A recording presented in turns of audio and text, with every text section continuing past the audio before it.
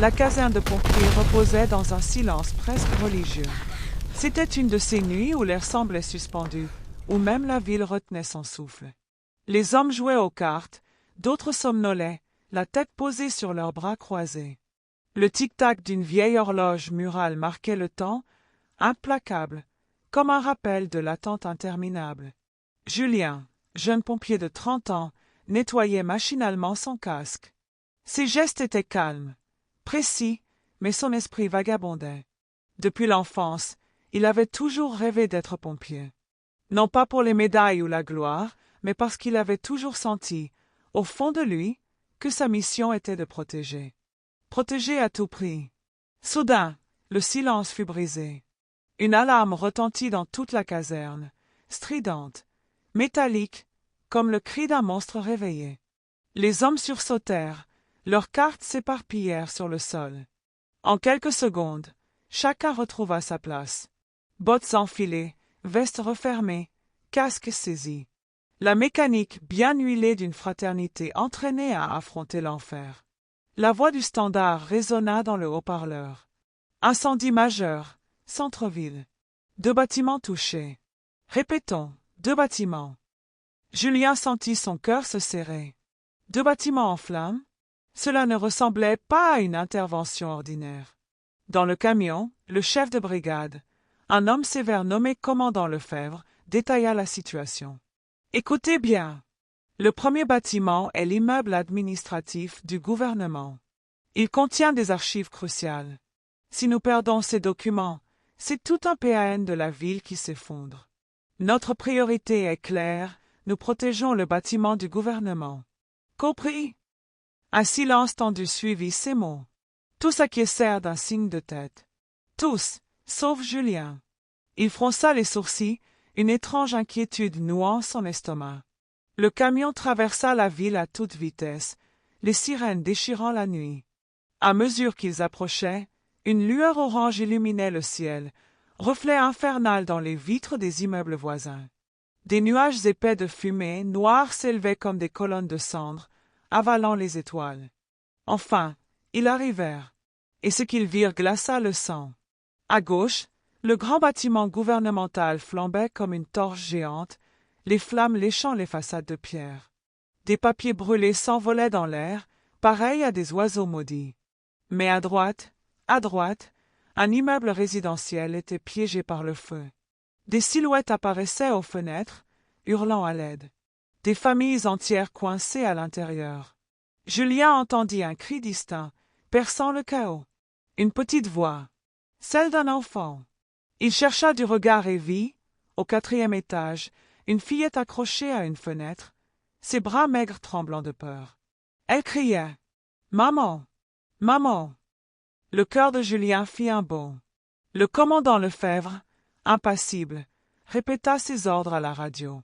« Équipe Alpha, avec moi, sur le bâtiment du gouvernement.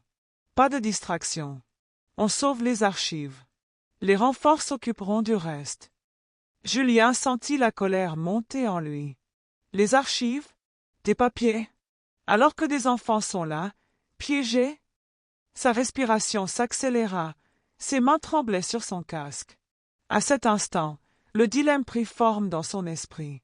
Devait-il obéir aux ordres, suivre la chaîne de commandement, préserver sa carrière, ou écouter son cœur, désobéir, et courir vers les flammes pour sauver une vie fragile? Le camion s'arrêta brusquement. Les pompiers sautèrent, chacun courant vers la mission ordonnée. Julien resta figé un instant, le regard fixé sur la petite fille qui frappait désespérément contre la vitre. Ses yeux rencontrèrent les siens. Et dans ce bref instant, il sut. Il sut que s'il détournait le regard, il vivrait avec ce poids toute sa vie. Le chapitre se clôt sur cette image. Julien pose son casque, ajuste les sangles, inspire profondément et commence à marcher, seul, vers l'immeuble résidentiel en flammes, tandis que derrière lui son chef hurle un ordre qui se perd dans le vacarme du feu. Julien se tenait au pied de l'immeuble en flammes, son casque serré contre son front, les flammes se reflétant dans la visière. Le vacarme du feu était assourdissant, craquement du bois qui cède, fracas du verre qui éclate, rugissement des flammes qui dévoraient tout sur leur passage. L'air était saturé de fumée, chaque respiration brûlait sa gorge. Derrière lui, la voix du commandant Lefebvre résonna dans sa radio. « Julien, où est-ce que tu vas? Reviens immédiatement. » Mais Julien n'écoutait plus. Son regard restait fixé sur la petite silhouette à la fenêtre. L'enfant hurlait, ses yeux écarquillés de terreur, ses cheveux collés par la sueur. Tout autour d'elle, les flammes avançaient comme des serpents lumineux. Il posa une main sur son cœur, sentant les battements rapides qui martelaient sa poitrine.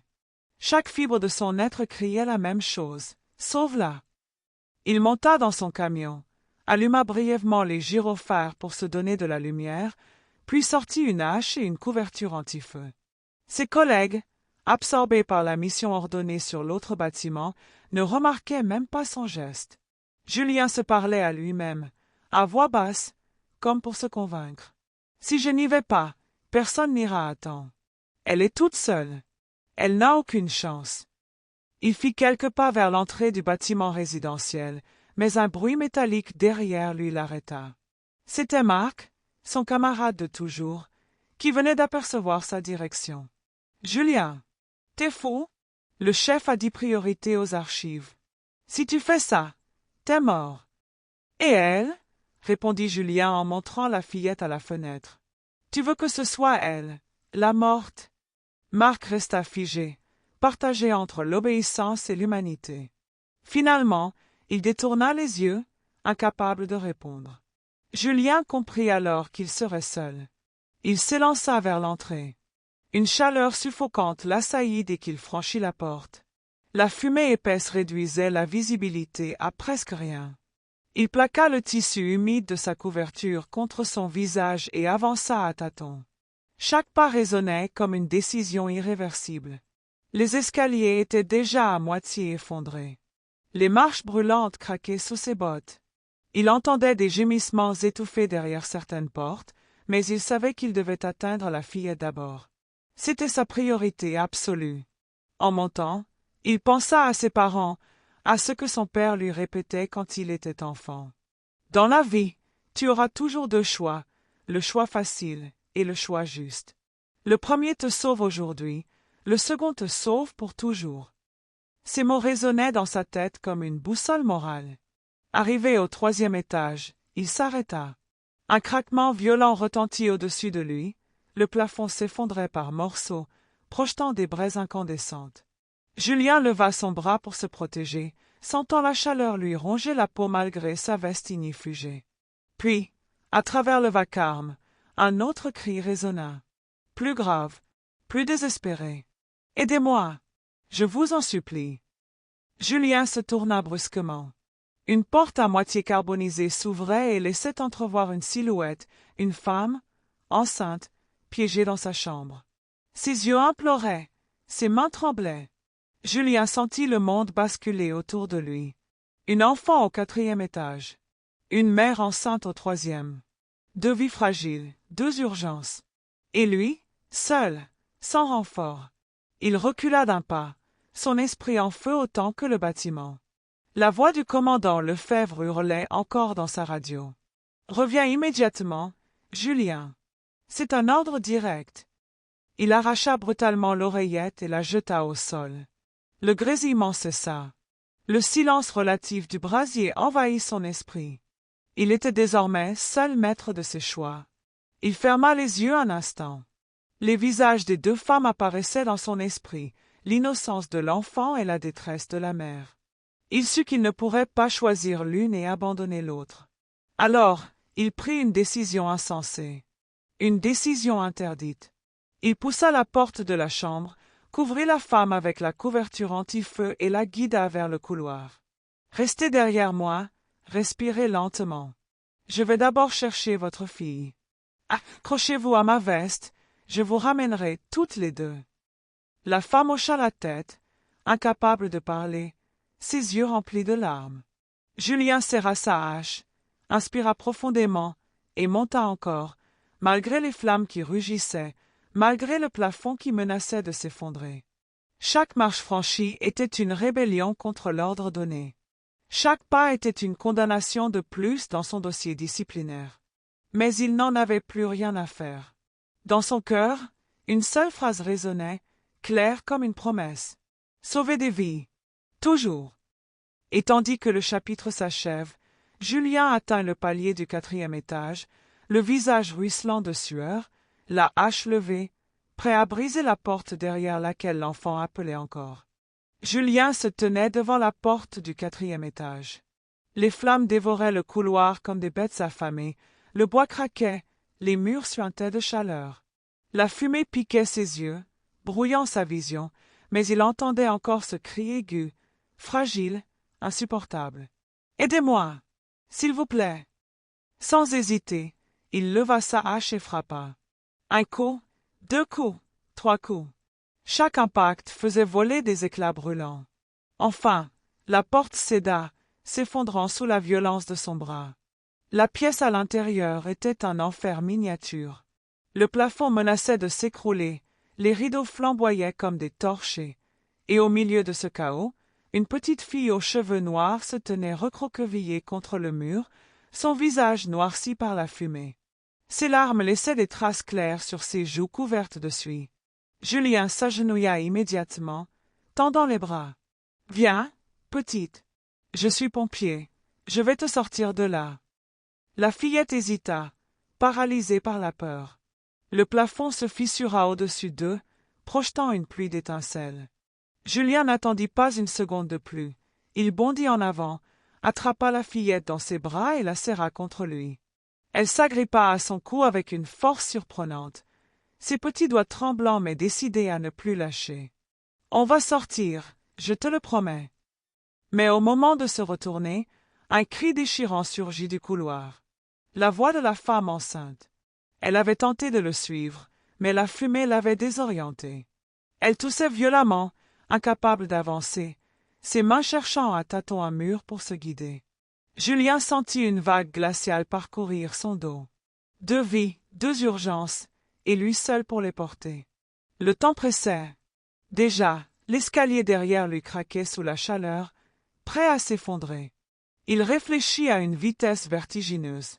La petite fille pesait à peine dans ses bras, mais la femme enceinte ne pourrait pas descendre seule. Et s'il attendait trop, tous 3 périraient ici. Alors, il prit une décision insensée. Il avança vers la femme, la recouvrit de sa couverture anti-feu et murmura d'une voix ferme. « Accrochez-vous à mon dos. Je vais vous sortir, tous les 2. » La femme, à bout de force, fit ce qu'il disait. Elle s'accrocha à lui comme elle put, son ventre rond contre son dos, ses bras serrés autour de sa poitrine. Julien sentit son poids s'ajouter, ses muscles protestant déjà sous l'effort. Mais il n'avait pas le choix. Il inspira profondément, resserra sa prise sur la fillette et s'élança dans le couloir en flammes. Chaque pas était une lutte. Le sol brûlant menaçait de céder, les flammes léchaient ses bottes, la fumée étouffait ses poumons. Ses jambes tremblaient sous le poids, ses bras fatiguaient. La fillette pleurait silencieusement contre son cou, ses petites mains accrochées à lui comme à une bouée de sauvetage. La femme sanglotait derrière, répétant d'une voix brisée. « Merci, merci, s'il vous plaît, ne nous laissez pas. » Julien ne répondit pas. Il serrait les dents, fixant son esprit sur un seul objectif, descendre. Descendre, encore et encore, jusqu'à la sortie. Mais au 3e étage, une explosion retentit. Une bonbonne de gaz, peut-être oubliée dans un appartement, venait d'éclater, projetant une onde de choc qui fit trembler l'immeuble. Le plafond s'effondra partiellement, bloquant l'escalier de débris enflammés. Julien s'arrêta net. Son chemin était coupé. La chaleur était insoutenable. Ses vêtements ignifugés commençaient à coller à sa peau. L'enfant toussa, la femme haletait. Il savait que s'il perdait du temps ici, tous 3 suffoqueraient. Alors, dans un élan de désespoir, il prit une décision encore plus folle. Il enfonça une porte voisine et pénétra dans un appartement envahi de fumée. À travers les rideaux consumés, il aperçut une fenêtre donnant sur l'extérieur. Il posa la fillette un instant, lui caressa le visage noirci et dit « Ne bouge pas. Regarde-moi. Respire doucement. Je vais ouvrir un chemin. Il brisa la vitre d'un coup de hache, l'air froid de la nuit s'engouffrant dans la pièce comme une bénédiction. La fillette respira à grandes goulées, ses yeux s'éclairant d'espoir. Mais le vide à l'extérieur était vertigineux. 4e étage. Impossible de sauter sans se tuer. Julien regarda autour de lui, cherchant une solution. Il trouva un vieux drap, l'arracha du lit et l'attacha à un radiateur. Pas assez long pour descendre jusqu'au sol, mais peut-être assez pour atteindre un balcon du 3e étage. Il fixa le drap, serra le nœud, puis plaça la fillette contre lui. « Accroche-toi fort. Ferme les yeux. » La femme enceinte, pâle et tremblante, le regardait, incapable de croire ce qu'il allait faire. « Et moi » demanda-t-elle d'une voix paniquée. « Je reviendrai. Je vous le jure. » Julien passa par la fenêtre, la fillette dans ses bras, et se laissa glisser le long du drap. Ses mains brûlaient, ses muscles hurlaient, mais il réussit à atteindre le balcon en contrebas. Là, un souffle d'air plus pur lui permit de reprendre son souffle. Il confia rapidement la fillette à un voisin qui avait ouvert sa fenêtre, les larmes aux yeux en voyant l'enfant vivante. « Gardez-la! Protégez-la! Je dois retourner chercher sa mère. » Et sans attendre de réponse, Julien remonta dans les flammes, prêt à braver à nouveau l'enfer pour tenir sa promesse. Julien sortit enfin de l'immeuble en flammes, son corps épuisé, ses vêtements noircis et déchirés par la chaleur. Dans ses bras, la femme enceinte respirait encore, haletante mais vivante. Derrière lui, l'enfant, qu'il avait déjà confié au voisin, pleurait mais ses larmes n'étaient plus celles de la peur, c'étaient celles de la survie. Les passants, massés derrière les barrières de sécurité, éclatèrent en applaudissements. Des cris d'admiration s'élevèrent. « Bravo! C'est un héros! Il a sauvé la mère et l'enfant. » Mais au milieu de ces voix, une autre tonna, glaciale et furieuse, celle du commandant Lefebvre. « Julien, qu'est-ce que tu as fait ?» Le silence tomba parmi les pompiers. Tous se figèrent, observant la scène avec une tension palpable. Julien posa délicatement la femme sur une civière, s'assura qu'elle respirait encore, puis retira son casque. La sueur coulait sur son visage noirci de suie. Il leva les yeux vers son supérieur. « J'ai fait ce que je devais faire, » répondit-il d'une voix rauque. Lefebvre s'avança, son visage déformé par la colère. « Tu as désobéi à un ordre direct. Tu as mis en danger la mission principale. Tu as compromis la sécurité de toute l'équipe. » Julien serra les poings, sa respiration encore haletante. Les flammes derrière eux rugissaient, projetant une lumière rougeâtre qui rendait la scène presque irréelle. « Et si je ne l'avais pas fait? Tu aurais laissé une enfant mourir sous tes yeux ?» Un murmure parcourut les rangs des pompiers. Certains baissèrent les yeux, d'autres échangèrent des regards lourds de signification.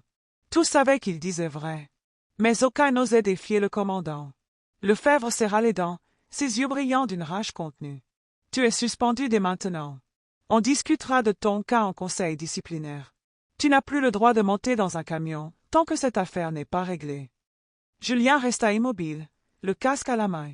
Ses muscles tremblaient, non pas de peur, mais de fatigue et de frustration. Il jeta un dernier regard vers la fillette, désormais dans les bras d'un pompier volontaire, et vers la femme enceinte qui serrait la main d'un médecin. Il sut, à cet instant, que malgré la sanction, il avait pris la bonne décision. L'héroïsme et l'accusation. Le lendemain, les journaux titrèrent en grandes lettres « Le pompier qui a sauvé une mère et son enfant malgré les ordres ». Certains l'appelaient déjà le héros de la nuit. Des vidéos filmées par des passants circulaient sur les réseaux sociaux, montrant Julien sortir du brasier avec les 2 survivantes. Mais derrière cette image de gloire, une autre réalité se dessinait. L'administration des pompiers lança officiellement une enquête. Julien fut convoqué, interrogé pendant des heures. On lui rappela les règles. Un pompier obéit toujours à son supérieur. Les missions sont définies par l'importance stratégique. Désobéir, c'est mettre en péril toute l'organisation. Julien écoutait, silencieux, mais au fond de lui, une voix répétait « Et la vie humaine? Où est-elle dans vos règles ?» La solitude du juste. Suspendu, il resta chez lui, incapable de trouver le sommeil. Chaque fois qu'il fermait les yeux, il revoyait les flammes, entendait les cris, et surtout, voyait le regard de la petite fille quand elle s'était accrochée à lui. C'était ce regard qui le hantait, et le consolait à la fois. Un soir, alors qu'il marchait dans la rue pour évacuer ses pensées, il croisa des habitants du quartier de l'incendie. Certains le reconnurent immédiatement. Une vieille dame s'approcha, ses mains tremblantes posées sur son bras. « Merci, mon garçon. Grâce à vous, cette petite vit encore. Vous avez fait ce qu'un homme devait faire. » Ces mots réchauffèrent le cœur de Julien. Mais en même temps, ils accentuaient le contraste entre l'admiration du peuple et la condamnation de sa hiérarchie. Le tribunal de la caserne. Quelques jours plus tard, Julien fut convoqué devant un conseil disciplinaire. La salle était sombre, austère, dominée par la présence du commandant Lefebvre et d'autres officiers. Les documents s'empilaient sur la table, rapports, témoignages, vidéos. « Pompier Julien Martin », commença un officier, « vous êtes accusé de désobéissance grave. Votre acte a détourné des ressources et compromis une mission prioritaire. Que répondez-vous à ces accusations ?» Julien se leva, le regard ferme, et répondit d'une voix claire. « Je ne nie rien. Oui, j'ai désobéi. Oui, j'ai mis ma carrière en danger. Mais je l'ai fait pour sauver des vies humaines. N'est-ce pas la mission première d'un pompier ?» Un silence lourd suivit ces paroles.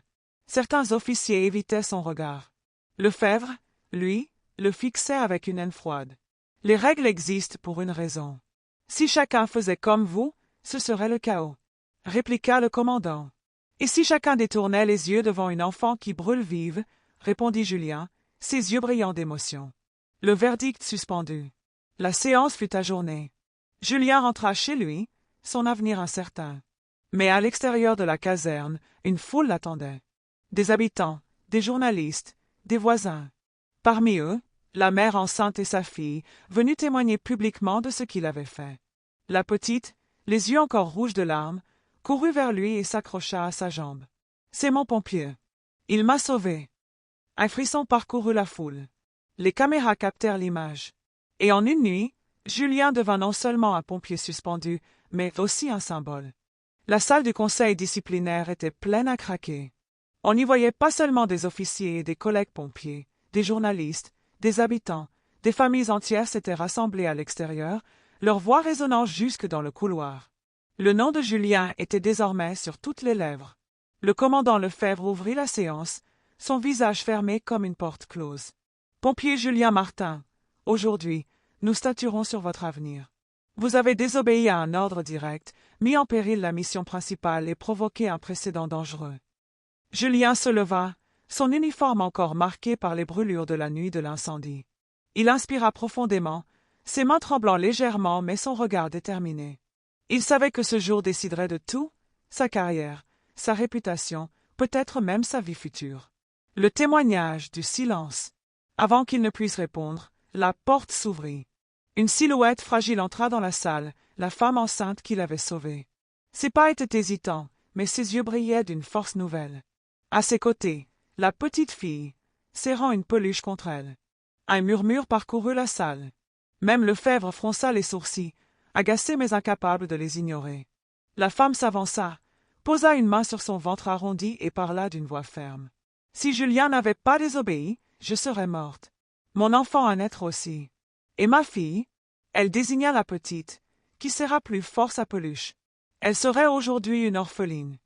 Un silence pesant s'installa. On entendait seulement le grattement des stylos sur le papier. Julien resta immobile, la gorge nouée. Il n'avait pas demandé ce témoignage. Mais le voir, l'entendre, c'était comme une validation de sa propre conscience. Le débat des âmes. Un officier prit la parole, plus âgé, plus réfléchi que Lefebvre. « Commandant, il est vrai que les règles sont là pour nous protéger. Mais il est aussi vrai que l'essence de notre métier est de sauver des vies. Peut-on réellement punir un homme pour avoir accompli ce qui est, au fond, notre mission la plus sacrée ?» Lefebvre tapa du poing sur la table. « La discipline est le pilier de notre institution. Sans elle, nous ne sommes rien. » Julien prit enfin la parole, sa voix claire malgré l'émotion. « Commandant, je comprends vos règles. Mais ce soir-là, il n'y avait pas de règles. Il n'y avait qu'une petite fille en train de mourir et une mère qui appelait à l'aide. Vous auriez peut-être sauvé des archives. Mais moi, j'ai choisi de sauver des vies. Et si c'est un crime, alors je l'assume. » Un frisson parcourut la salle. Certains pompiers, assis au fond, baissèrent la tête, honteux de ne pas avoir eu ce courage. Le jugement du peuple. À l'extérieur, la foule commençait à scander. « Julien! Julien! Julien !» Les voix résonnaient dans les couloirs comme un battement de cœur collectif. Les caméras retransmettaient en direct la séance. Ce n'était plus seulement une affaire interne, c'était devenu une affaire nationale. Un autre officier se leva, visiblement ému. Peut-être faut-il nous demander ce que nous voulons représenter. Une machine qui obéit aux ordres aveuglément, ou des hommes capables de faire la différence entre le papier et la chair, entre la pierre et le sang? Lefebvre, furieux, se leva brusquement, prêt à répliquer. Mais il fut interrompu par un cri clair et innocent. La petite fille, jusque-là silencieuse, s'était avancée au centre de la salle. Elle leva les yeux vers tous ces adultes et dit simplement « C'est mon pompier. Il m'a sauvé. » Un silence total suivit. Puis, comme une vague, les murmures devinrent des applaudissements. Les journalistes prenaient des photos, les habitants pleuraient. Même certains pompiers dans la salle se levèrent, frappant dans leurs mains. Le verdict. Sous la pression populaire, le Conseil n'eut plus le choix. Après une courte délibération, la décision fut annoncée. Le pompier Julien Martin est réhabilité. Il conserve son uniforme et son poste. Un tonnerre d'applaudissements explosa. Julien sentit ses jambes fléchir, ses yeux se remplirent de larmes qu'il tenta de contenir. Il n'avait pas fait cela pour la gloire, ni pour les honneurs. Mais ce moment lui montrait que parfois, désobéir pouvait être la plus grande des fidélités, fidélité à la vie, à l'humanité. L'héritage du feu. Les jours suivants, son histoire fit le tour du pays. On l'invita à la télévision, dans les écoles, dans les associations. On le cita comme exemple, on l'érigea en symbole de courage. Mais Julien, humble, continua son travail. Chaque fois qu'il enfilait son casque, il se souvenait du regard de la fillette, accrochée au sien au milieu des flammes. Un soir, après une longue journée, il retourna discrètement dans le quartier où tout avait commencé. Là, devant un immeuble désormais reconstruit, la petite fille l'attendait. Elle courut vers lui, un sourire éclatant sur son visage. « Tu vois, je n'ai plus peur du feu, parce que je sais qu'il y a toujours quelqu'un comme toi. » Julien s'agenouilla, lui ébouriffa doucement les cheveux et répondit, la voix pleine d'émotion. « N'oublie jamais, petite, ce n'est pas le feu qui est le plus fort, c'est le courage. » Et ainsi s'acheva l'histoire du pompier qui avait osé désobéir. Non pas par rébellion, mais par fidélité à ce qui compte le plus, la vie humaine.